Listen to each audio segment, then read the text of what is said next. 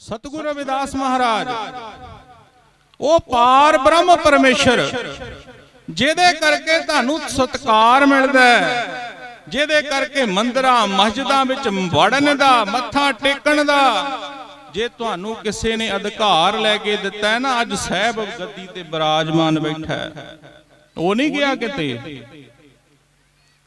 जे उहनू प्रेम करदे, उहनू स्नेह करदे, जिस धरती ते तुसी बैठे हो ना, इस धरती ते उस पार ब्रह्म परमेश्वर अकाल पुरख सतगुरु रविदास महाराज जी ने डेरा श्री गुरु रविदास मंदिर चक हकीम की धरती ते गुरु महाराज जी ने 70 दिन निवास किया है। अज दुआबे की धरती ते इन्ना संत समाज क्यों है? ये माझे मालवे विच क्यों नहीं? कदे किसी ने विचारिया क्यों है?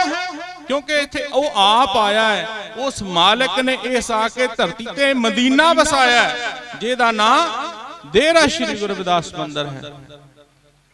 उस मदीने विच 1485 हाड़ दे महीने जदों गुरु गरीबनवास सिकंदर ना कीता होया वादा कि मैं तेरे घर आवांगा, उहनूं निभाउण वास्ते गुरु पातशाह जी आए ने। जदों इस धरती ते आए तां इत्थे दा एक हाकम सी, फकीर सी, जिहदा नाम हजरत मियाँ सी, जिहदा 12 कोते डंका वजदा सी, जिहदा नाम चलदा सी, जिहदे नाम तो बगैर इत्थे कोई कारज नहीं सी हुंदा। जदों उस वक्त सतगुरु रविदास महाराज उस धरती ते आए ते उन्हां दे सेवकां नूं हुक्म कीता सी इत्थे किसी साधु संत फकीर नूं रात नहीं रुकण देना।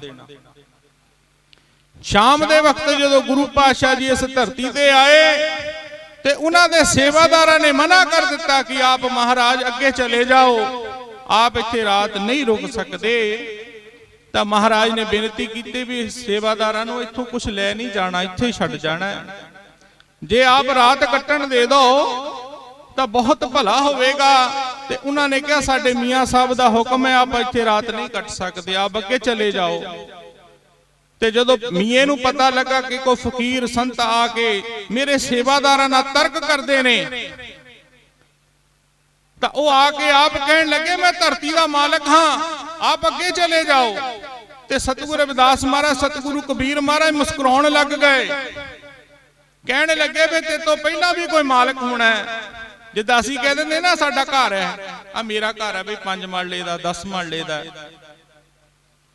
वो कहंदे धरती तां राम दी है, परमेश्वर दी है, सगली धरती राम की तस्कर बैठे आए। ते जदों मिये ने कहा मैं धरती दा मालिक हां, ते गुरु पातशाह जी मुस्कुरा के कहण लगे फिर ते तो पहला भी कोई मालिक होना है। कहंदे साडे अब्बा हजूर इस धरती दे मालिक सी, आखे तेरे तो बाद कहंदा मेरा पुत्र होवेगा। ते गुरु पातशाह जी मुस्कुरा के कहण लगे वे तां मालिक बदलदे नहीं, कोई असल मालिक दस इस धरती दा मालिक कौन है? ते कहण लगे अल्लाह ताला। ते कहंदे सानू किहने बनाया? कहंदे अल्लाह ने बनाया। ते कहंदे दस भाई इस अल्लाह दी धरती ते असीं रात रुक सकदे हां? ते जदों मिये को कोई जवाब नहीं सी, वो गुस्से विच घर नूं चला गया। महाराज कहंदे जदों इंसान दे मन विच गुस्सा आ जांदा है ना, ते जदों हंकार आ जांदा है, सतगुरु रविदास महाराज बाणी विच लिखदे आ, जब हम होते तब तू नाही, अब तू मैं नाही, जब तक अंदर दे होमे नहीं मर जांदी ओदा भी दीदार नहीं हुंदा। जदों मिये दे विच हंकार आ गया ते ओनू रब विसर गया, अल्लाह विसर गया, घर चला गया। यही मन च विचारा करदा मैं उन्हां महापुरुषां नूं जवाब नहीं दे सकिया। जदों रात बतीत होई करवटां बदलदा रहा, करवटां बदलदा रहा। जब सवेर दा वक्त होया दसदे जदों नमाज गुजारदा तां दरख्त सजदे विच झुक जांदे सी, दरख्त सजदे विच झुक जांदे। जदों उहने सजदा सलाम उस वेले अल्लाह ताला नूं कीता, ओहदा सिर मस्तक झुक गया। पर जिहड़े दरख्त सी ओह सतगुरु रविदास महाराज सतगुरु कबीर महाराज दे चरनां नूं झुक गए। ते देख के हैरान होके अल्लाह नूं कहंदा कल रोज तो मेरे नाल की कुछ हो रहा है। ते आवाज आई जिन्हों उड़ीकदा सी ना, जिन्हों मिलना चाहुंदा सी, वो अज तेरे घर आया है। जिहड़े मैं पहला अल्फाज कहे कि जिहदे करके तुसीं बैठे हो तां तखत ते बैठा है। क्यों? बाणी गुरु, गुरु है बाणी, विच बाणी अमृत सारे, बाणी कहे सेवक जन माने, प्रतख गुरु निस्तारे। जिहनू मिलना चाहुंदे हैं ना, वो बाणी दे विच बैठा है, शब्द विच बैठा है। ते जदों हजरत मीए नू जिहड़ा दावे करदा सी कि मैं अल्लाह नू जानदा है, मैं रब नू जानदा है, मैं उहनू पहचानदा है, रोण लग पिया कि घर खुदा आया होवे, राम आया होवे, मैं जानदा, दावे करदा, मैं देख ही नहीं सकिया। रोंदा होया सतगुरु महाराज दे हजूरी विच आके, ते महाराज कहंदे की गल होई मियां, तू तां सानू रात नहीं सी कट्टण दिंदा, की हो गया, क्यों रो रहे हैं? इक्को ही गल कहंदा, मेरे गुनाह बख्श दिओ, गुनाह बख्श दिओ, मेरे गुनाहां नू माफ कर दो, मैं तेनू मिल नहीं सकिया, तेनू पहचान नहीं सकिया। ते असी भी अज एक शब्द कहांगा और खिमा दा जाचक हो जावांगा। सारे हानू छोड़ के मैं तेरे नाल ला लियां, कांछी वाले प्रीतम दे मैं चरना ना ला लियां। सारे हाना तोड़ के मैं तेरे नाल ला लियां, कांछी वाले प्रीतम दे मैं चरना ना ला लियां। सारे हाना तोड़ के मैं तेरे नाल ला लियां, कांछी वाले प्रीतम दे मैं चरना ना ला लियां। जो तुम गिरवर तो हम मोरा, जो तुम गिरवर तो हम मोरा, जो तुम चंद हम पहच गोरा। जी तेरे नाल ला लियां, सारे न तोड़ के मैं तेरे नाल ला लियां, कांछी वाले प्रीतम दे मैं चरना ना ला लियां। सारे न तोड़ के तुम्हारे भजन कटे जम फासा, तुम्हारे भजन कटे जम फासा। भगत है गावे रविदासा, मैं तेरे नाल ला लियां, सारे हाना तोड़ के मैं तेरे नाल ला लियां, कांछी वाले प्रीतम दे मैं चरना ना ला लियां। जय गुरुदेव, धन गुरुदेव। हर सो हीरा छाड़ के करे आन की आस,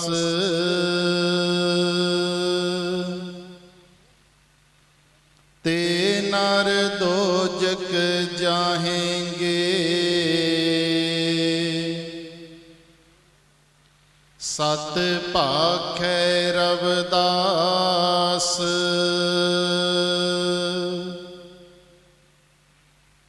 प्रेम पंथ की पालकी। रवदास बैठे हो आए, साचे स्वामी मिलन को। आनंद कहो ना जाए, धन धन पिता संतोख है। धन धन कलसा माई, आई जोत गुरु रवदास जी। जग होई रुशनाई, आई जोत गुरु रवदास जी। जग होई रुशनाई।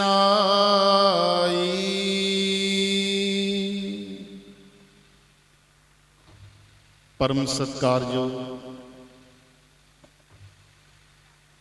गुरु गरीब निवाज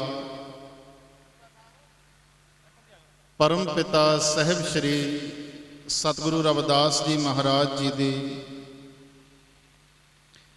ਪਾਵਨ ਔਰ ਪਵਿੱਤਰ ਅੰਮ੍ਰਿਤ ਬਾਣੀ ਦਾ ਆਨੰਦ ਮਾਣ ਰਹੀ ਗੁਰੂ ਪਿਆਰੀ ਗੁਰੂ ਰੂਪ ਸਾਧ ਸੰਗਤ ਜੀ, ਸਭ ਤੋਂ ਪਹਿਲਾਂ ਤਾਂ ਸਾਰੀ ਸੰਗਤ ਨੂੰ ਬਹੁਤ ਬਹੁਤ ਵਧਾਈ ਹੈ ਕਿ ਅੱਜ ਇਸ ਹਰਦਾਸਪੁਰ ਦੀ ਧਰਤੀ ਨੂੰ ਭਾਗ ਲੱਗੇ ਜੋ ਇੱਥੇ ਇਤਨਾ ਵਿਸ਼ਾਲ ਸੰਤ ਸਮਾਗਮ ਹੋਇਆ। ਗੁਰੂ ਪਿਆਰੀ ਸਾਧ ਸੰਗਤ ਜੀ, ਧੰਨ ਗੁਰੂ ਕਬੀਰ ਜੀ ਮਹਾਰਾਜ ਜੀ ਦੇ ਬਚਨ ਹੈ, कबीर जहां ज्ञान तहां धर्म है, जहां झूठ तह पाप, जिनके हृदय सच है तिनके हृदय आप।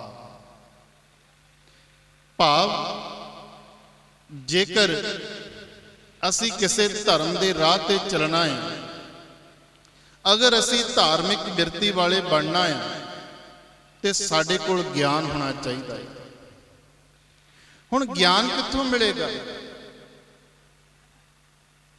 ज्ञान सानू मिलदा है धन धन सतगुरु रविदास जी महाराज जी की पावन और पवित्र अमृत बाणी दे विच। अमृत बाणी एक ऐसा सागर है जिहदे असीं जिन्नी ज़्यादा गहराई दे विच जावांगे ते बेशकीमती रत्नां नाल भर जावांगे। गुरु प्यारी साध संगत जी, अज जेकर असी हाँ तो अज तो 640 साल पहला जो धन गुरु रविदास जी महाराज जी इस संसार ते आए और उन्होंने जो साडे ते कृपा की, जो साडे ते बख्शिश की, तो गुरु प्यारी साध संगत जी उस तो बाद दूसरी शक्ति सानू मिली 14 अप्रैल का दिन ते बाबा साहब डॉक्टर भीमराव अंबेडकर जी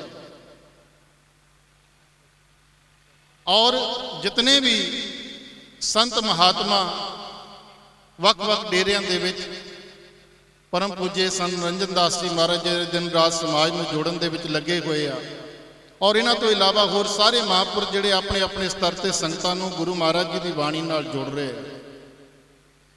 गुरु प्यारी साध संगत जी,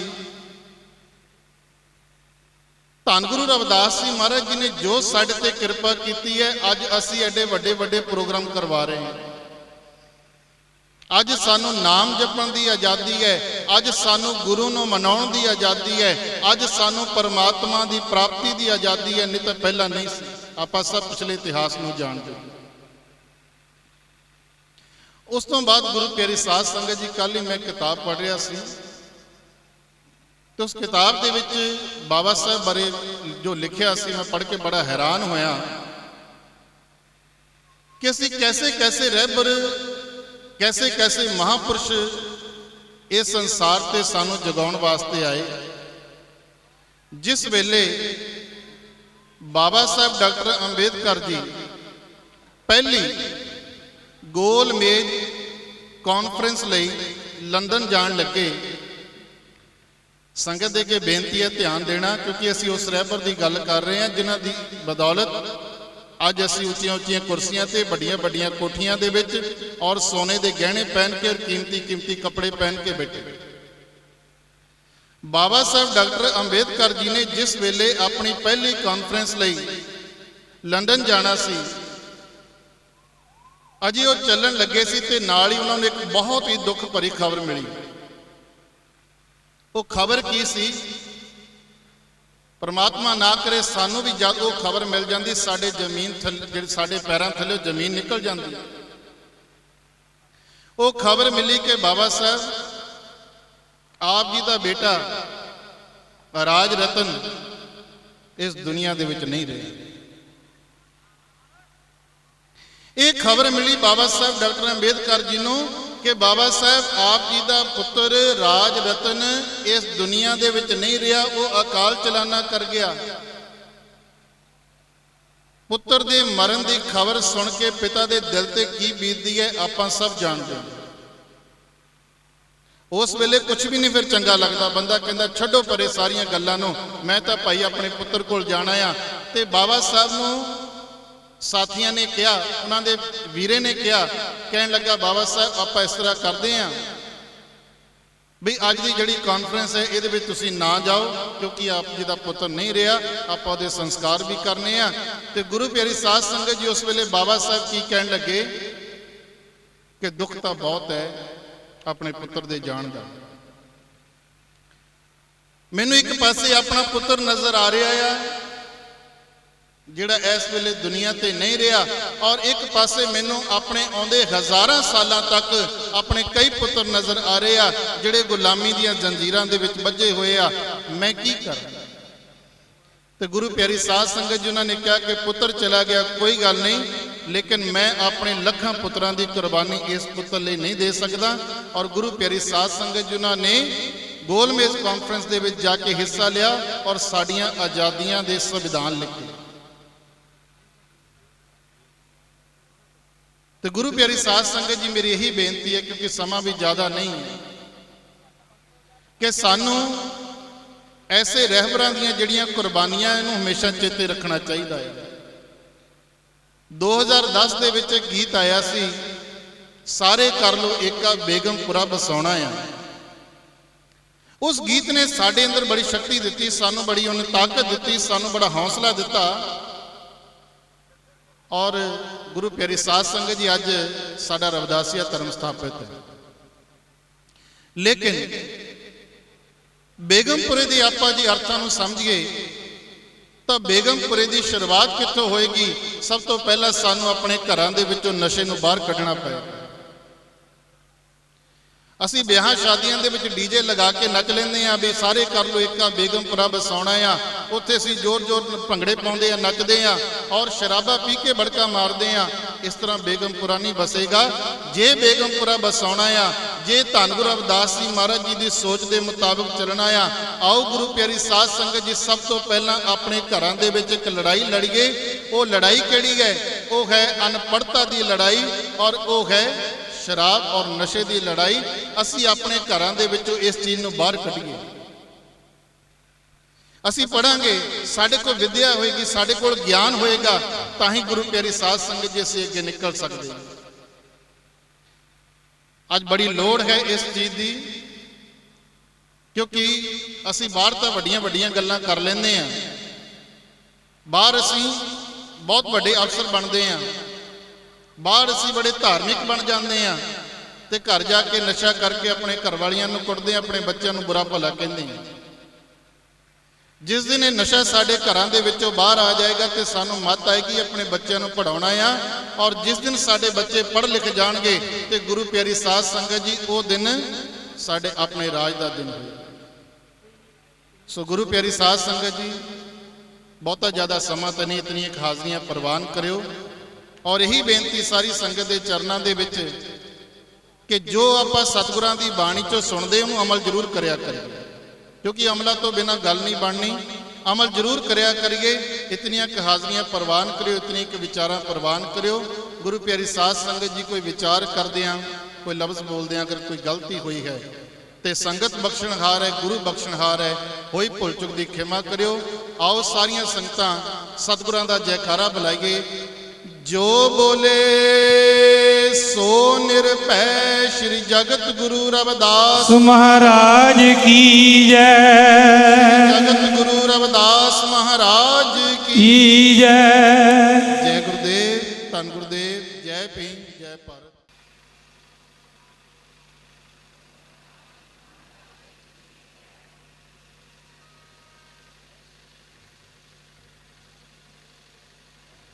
ਸਤਿ